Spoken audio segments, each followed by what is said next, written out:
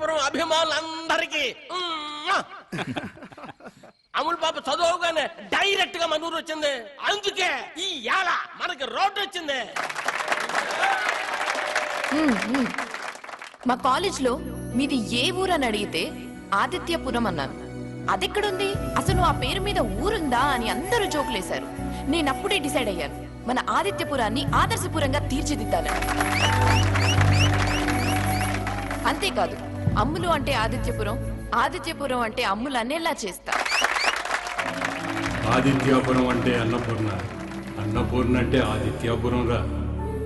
అమ్ములు బాగా నచ్చిందమ్మా. తను ఎలా ఉందంటే అచ్చం నీలా ఉందమ్మా. అమ్మలాంటి అమ్మాయి దొరకడం అదృష్టమే కదమ్మా.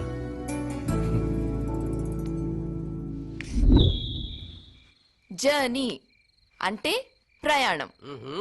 మన ఊరు నుంచి రావులపాలెంకి గంట జర్నీ. మీరు చెప్పండి ప్రెసిడెంట్ గారు. రావులపాలెం నుంచి మన ఊరికి గంట జర్మనీ.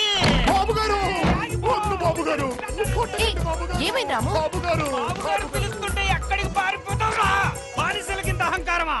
రా బయటికి రా, ముందు బయటికి రా. నీ బతుక్కి ఇంగ్లీష్ కావాల్సి వచ్చింది ఏంట్రా? మనోళ్ళు ఇంగ్లీష్ మాట్లాడకూడదా బాబు?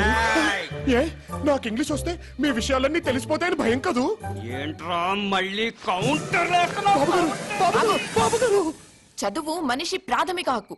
మీలాంటి వాళ్ళని చూస్తుంటే మన దేశానికి స్వాతంత్రం వచ్చిందా అనిపిస్తుంది. ఇతనికి మీకంటే ఎక్కువ ఇంగ్లీష్ నేర్పిస్తా. వెళ్ళండి. ముందురా, బంగ్లాకు వచ్చిన తర్వాత ఏదో మంచోడవని మనోడవని పనికి వస్తావని పైకి వస్తావని.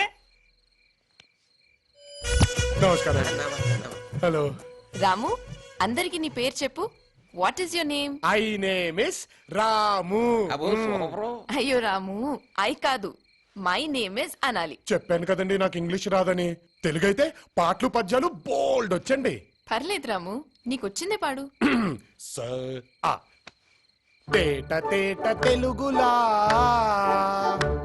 తెల్లవారే వెలుగులా ఏరులా సెలయేరులా కదిలి వచ్చింది కన్నె అప్సరా, వచ్చి నిలుచుంది కనుల ముందరా.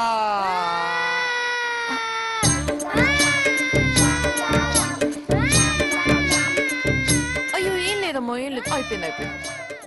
రాము, ఇంకెప్పుడల్లా పాడకే. సంటి పిల్లలకి సల్జరం వచ్చేలా ఉంది.